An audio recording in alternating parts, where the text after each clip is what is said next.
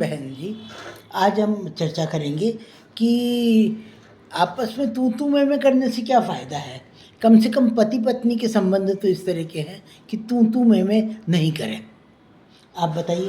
बिल्कुल राइट बात है। कभी भी कोई आ जाता है तो उसके सामने पति पत्नी को झगड़ा नहीं करना चाहिए हाँ, और बच्चों के नहीं, सामने और भी झगड़ा नहीं करना बच्चे पर चाहिए। बुरा असर पड़ता है। बच्चों पर बुरा असर पड़ता है और झगड़ने से क्या फ़ायदा। आप उसी बात को समझा के कह सकते हैं कि आप समझ, मतलब ये बात ये इस तरह से है, आप इस तरह से करेंगे तो हमारी लड़ाई होगी। देखिए, पति पत्नी आपस में म्यूचुअल अंडरस्टैंडिंग से काम करें, न कि एक दूसरे को दुश्मन समझें।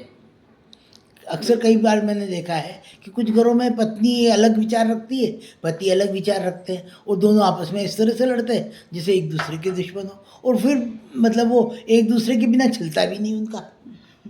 देखिए, बनिए महाजन का ज़माना है, नाते वाली तो कौम है नहीं कि नाता कर लेंगे या दूसरी शादी कर लेंगे। तो आजकल जो विवाह है, आजकल जो तलाक है, वो भी इसी कारण से हो रहा है कि तू मैं होती है।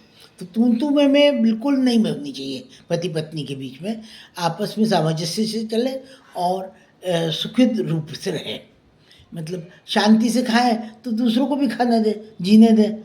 नहीं तो आस पड़ोस वाले भी सुन के आपको हैरान करे रहेंगे कि ये क्या कर उनका जीवन चल रहा है। या मतलब उनको भी परेशानी होती है, रिश्तेदारों को, पड़ोसियों को, सबको लगता है कि ये क्या हो रहा है और हमारे बच्चे बिगड़ेंगे। दूसरों अपने बच्चों की भी सुरक्षा चाहते हैं।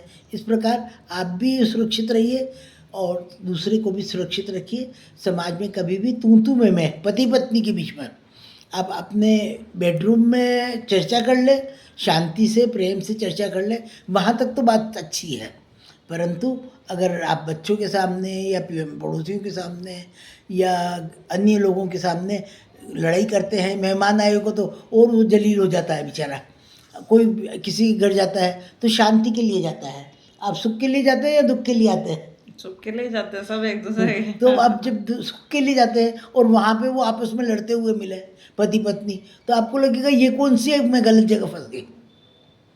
मतलब वही चीज़ है कि आप सुखद वातावरण रखिए, स्वयं भी सुखद रहिए और दूसरों को भी सुखद रखिए।